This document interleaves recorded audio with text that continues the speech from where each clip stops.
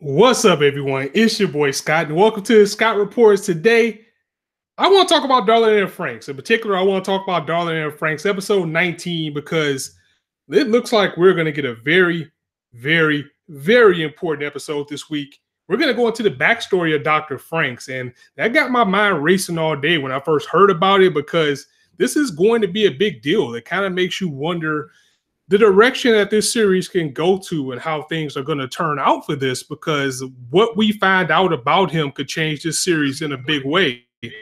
And first and foremost, the reason why, I got it with the hangout right now instead of actually doing the video and setting it up the normal way that I usually do is because, I'm working on call tonight. So calls are going to be a little bit crazy. That's also why I had a camera on too. So if I have to dip out, I can. But I, at the very least, want to stop by, get this video up, talk to you guys about this series that I am absolutely loving so far. So let's just get to the point of this. First and foremost, again, episode 19 coming Saturday. Looks like we're going to get the backstory of Dr. Franks. And the question that I have is, will we feel differently about Dr. Franks when this is all over? Because there's a lot of parallels to this series and Evangelion. And I remember watching Evangelion twice. And even in the second time, when they got to the backstory about Dr. Araki, I still didn't give less than a crap about him. I still thought he was a jackass. I still thought that this series was wasting my time. But Darling and Franks, as I've said many times over, in my opinion, is better than Evangelion. So I think that the intention of this episode is going to give us the other side of the story with Dr. Franks and what he is doing and basically trying to, I guess you could say, redeem him, or at the very least try to make you have some feelings for him and see what he is going through. So I expect this ep again to make me feel maybe just a little bit for him, because as time is going on, we can kind of see his intentions. We might even see that he probably even has good intentions and things may have just went sideways, or something that has been a very big topic in Darling and Franks has been mind wiping. So that kind of makes me think that Dr. Franks was possibly mind wiped, just like we saw with Nanachi and Hachi. We saw that maybe they started going on a different path and maybe they started to get mind wiped, and maybe Dr. Franks have been mind wiped too. And this is a reason why he's doing the things that he's doing. People joining me in the chat, thank you very much. And Castor, I know very well that I'm going to trigger a lot of people with saying this is better than Ava. I've done it already. So it's not like that's a comment to me, and it's fine. It's my opinion. It's how I feel about it. But again, mind wiping has been a very big part of this series. And the preview shows that he even possibly piloted a Franks once.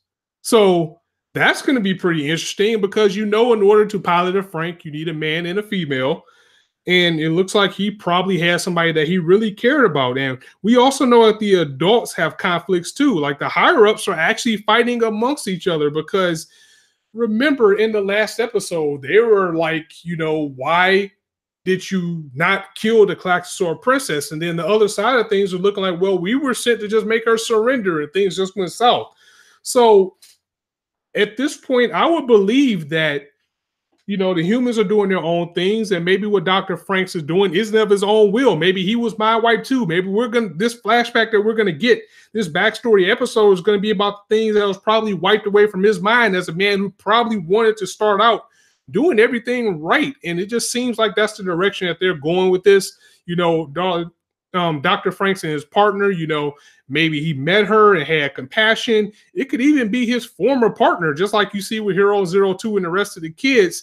And, the whole thing going on with the babies being made with Kokoro and Mitsuru, and, Nanachi, her having the same, type of emotions and feelings of being locked up for, and her brain was being wiped as well. It's a lot of things that could have happened, and maybe this stuff stemmed from Dr. Franks. Maybe this is why the humans are on the path that they're on right now. I mean, it's even possible that the humans created the Klaxosaurs, and these things probably lost control, or maybe they did some experimenting on some shit, and now they have to clean this up. I mean, we've already seen that the old way of living and reproduction and all the type of things like that is driving the Franks. All this stuff is what we're going into, but perhaps maybe the biggest thing overall is Dr. Franks might actually be a person who wants to see change.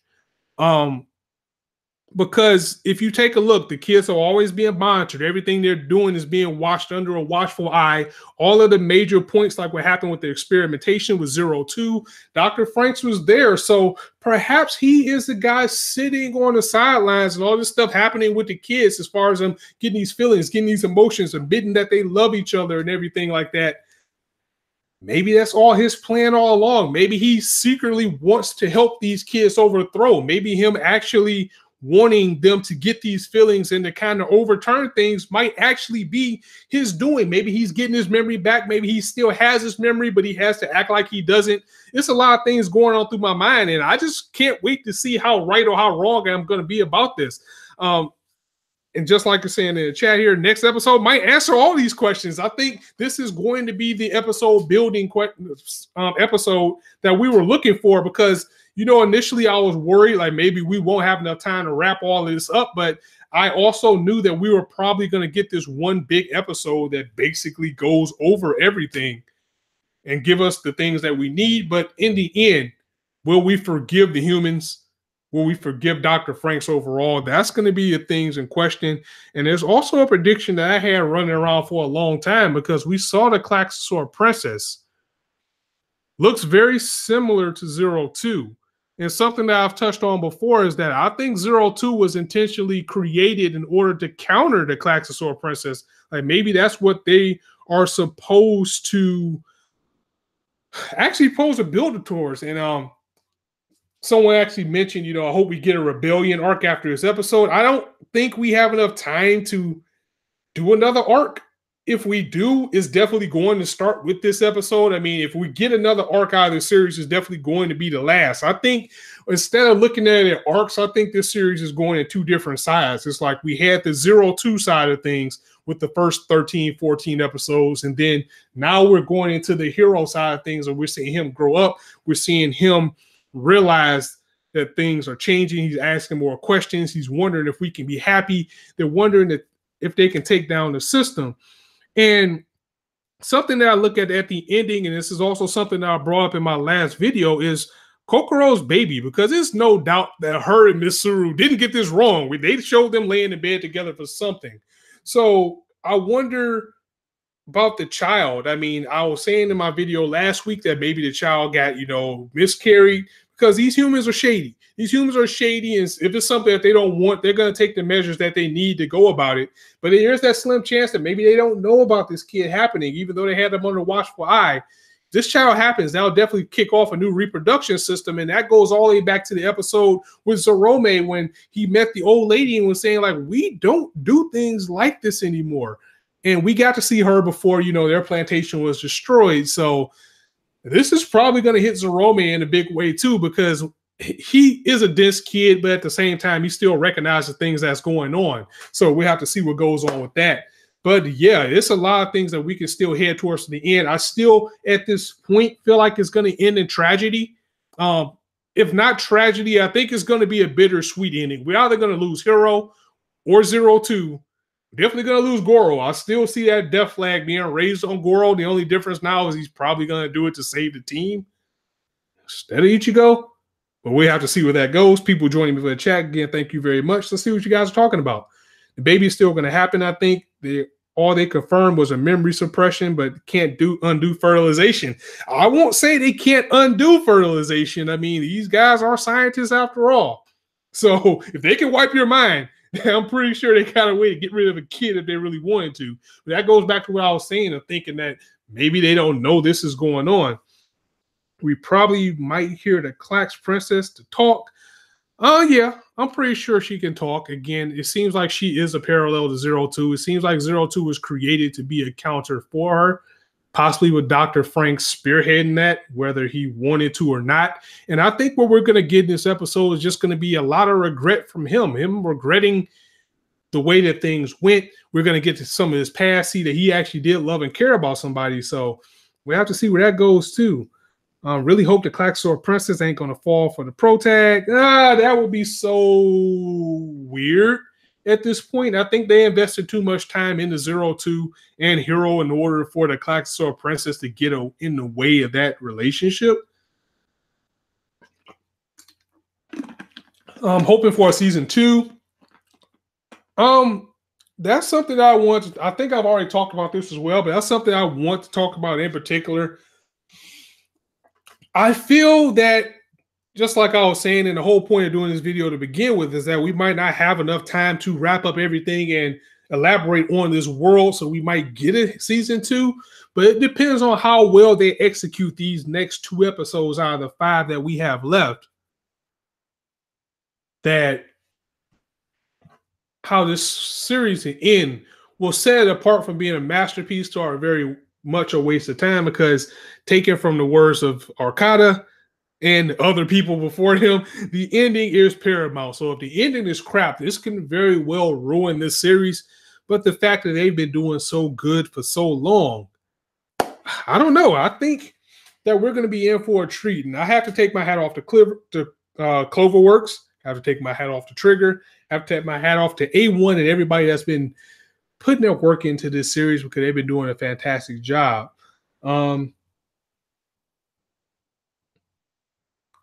got a comment here saying, I also thought of something, that one commander probably watched a couple doing it that night because they confirmed cameras are up in there. Oh, yeah, he definitely saw them. I mean, if they had cameras watching these kids, there's no way that they could have hid from what they were doing, especially if they wasn't aware of the cameras at all. And I don't remember if they found out they were being watched. I don't think they did. But somebody knows that Kokoro and Mitsuru did it. Whether it be Dr. Franxx, or maybe it's going to be somebody in the background, maybe even the Nines. Somebody's going to know they did it, and that's probably the reason for the mind suppression anyway, is for them to do that. And again, my biggest thing is maybe that's just my darkness trigger kicking in. I just think that they found out about it and they did something to Kokoro where this kid isn't going to happen. But that might be a little bit too dark. Maybe that's just me. But it wouldn't surprise me as well. Yes, and I did hear about Goro's voice actor being in very bad condition. I hope he does get well soon. That's unfortunate. So the best for him. The preview is out. I saw the preview earlier this morning, so it should be out right now. And yeah, guys, again, I just really wanted to just touch base, talk about this for a little bit. Again, I didn't want to do a video because I didn't really want to do a stream just to only talk for about 5-10 minutes about it. But at the same time, if I made a video, it probably would only been about 5 or 10 minutes too. And since I really didn't have time to do the editing tonight, I just wanted to go ahead and throw up a video, give you guys what I thought as far as what's coming in against. It's called Prediction in the Franxx. I got another video I want to do talking about the Marvel Universe and the movies, so I want to do that as well. But hey, I'll stick around for a little bit if you guys get any more theories, thoughts, suggestions, comments. If not, I will go ahead and end it here. Again, I just wanted to get this video out first and foremost because I cannot wait to see this episode. And I just wanted to get out there what I was thinking, because this episode could very well change everything. Just like I said at the beginning of the video, when they did this in Evangelion with Shiro's dad, I felt absolutely nothing. And maybe it was just because I was glossed over at that point and was just trying to get rid of it. I felt absolutely nothing. I still felt like he was a jackass. I still felt like he was an asshole. Just off of the previews that we've seen from Darling and Franxx and what's coming up with Dr. Frank, I kind of feel like now I'm going to feel a little bit differently about him. And there's always that little bit of room that, maybe the humans always did have good intentions and things just went wrong, or things went the way that they didn't expect them to, especially now that we're seeing that these infighting higher-ups that are apparently robots, I guess, or maybe they're just like in the human shields or something. They seem to really be calling the shots, and everybody else is just the victims. And if you don't get on board with what they're doing, then you're out of here. All right, let's see. I missed most of the stream, but I'm not really up for speculation. It's been hard to predict beyond the obvious things, and that's the fun of it. Mauser, it's the fun of it is that you can't predict it. So we can sit here and talk about it all day, and then we could be completely wrong. And me personally, I'm the type of person that I actually enjoy that. This is why I enjoy Promised Neverland so much, because every chapter goes by and I'm looking like, oh, I really wish this would happen. And it'll be completely different, and I'm shocked, but I keep doing it more and more and more. But I have to commend this series because, I expected to at the very least be entertained by it, but I did not by any stretch of the word expect for this to be a masterpiece. And that's what it's turned out to be. And I'm going to save tagging it as a masterpiece until we see the ending. That's the same way I felt about ReZero back when I was covering that. I absolutely love watching ReZero every week. But I was like, I gotta see how it ends before I put it on this list. We got the same thing with Darling in the Franxx here too. And yes, I am aware that, just like Castor mentioned, Promise Neverland, Darling in the Franxx are by the same studio, which is why I'm very excited about the anime announcement. Excuse me. Word is that we're gonna get like a PV with the character voices Monday. So that's going to be pretty interesting as well. So yeah, all right. I think I am going to get out of here, guys. Again, I know this was quick, but work calls, and I wouldn't have had a chance to get a video up until well after the episode, and I wanted to get this up before. So I'm going to go ahead and get up out of here. Thank you guys very much for joining me. And if you got a little bit more time, stick around, as I'm going to be talking about the Marvel Cinematic Universe and have their villain problem turn to a casting problem. Interesting. So, as I always say, guys, thanks for joining me. If you liked the video, go ahead and drop it a like. And if you want to hear more, go ahead and hit that subscribe button, as there's not sure as the content for you to indulge on this channel. As I always say, you guys can be anywhere on YouTube right now, but you chose to listen to me. I really appreciate that. So thanks for stopping by. On that note, it's your boy Scott signing out. See you soon.